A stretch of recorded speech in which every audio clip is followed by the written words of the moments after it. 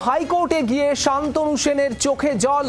কলকাতা হাইকোর্টে স্বস্তি পেয়েছেন শান্তনু সেন। আপনাদের জানাবো, কলকাতা হাইকোর্টে মেডিকেল কাউন্সিলের নির্দেশ খারিজ, মামলাকারীকে আবার শুনানির সুযোগ দিতে হবে। কি কারণে কাউন্সিল স্বতঃপ্রণোদিত পদক্ষেপ নিল সেই প্রশ্নই উঠে আসছে এবং আপনাদের জানাবো কাউন্সিলের তরফ থেকে যে নির্দেশ দেওয়া হয়েছিল সেই নির্দেশ খারিজ। কলকাতা হাইকোর্টে স্বস্তি শান্তনু সেনের।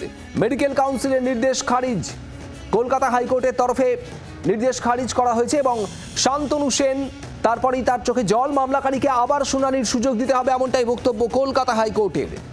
কাউন্সিল কিভাবে স্বতঃপ্রণোদিত পদক্ষেপ নিল, কি কারণে নিল? কাউন্সিল চাইলে আইন মেনে ব্যবস্থা নিতে পারবে, বক্তব্য কলকাতা হাইকোর্টের। রেজিস্ট্রেশন বাতিল হয়েছিল শান্তনু সেনের মেডিকেল কাউন্সিলের নির্দেশে। ডাক্তার এই পদ লিখতে পারবেন না তার নামের আগে। মেডিকেল কাউন্সিলের সিদ্ধান্তের পরেই এমনটাই বলা হয়েছিল, যদিও এরপরই কলকাতা হাইকোর্টের দ্বারস্থ হন শান্তনু সেন।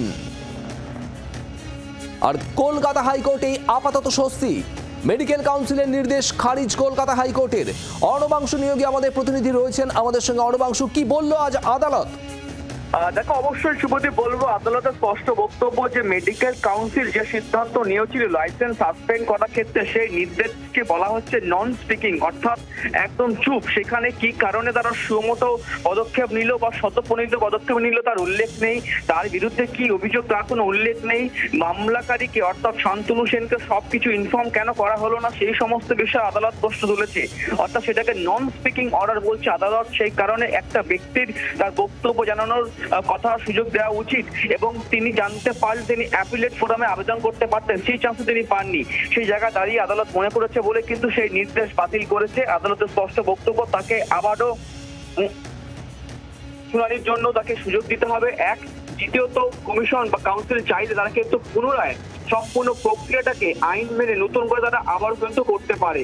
অর্থাৎ যে নির্দেশে লাইসেন্স বাতিল করা হয়েছিল সেই নির্দেশ বাতিল করে দিল কলকাতা হাইকোর্ট এবং আদালত বলল তিনি একমাত্র কিন্তু ডিপ্লোমা ফেলোশিপ যে সার্টিফিকেটটা আছে সেই সার্টিফিকেটটা তার লেটার ইউজ করতে পারবেন, তার বার্থ সার্টিফিকেট ইউজ করতে পারবেন না, সেটাও কিন্তু পারমিশন দিল কলকাতা হাইকোর্ট। বাংলার আওয়াজ, বাঙালির আবেগ, জি 24 ঘন্টা।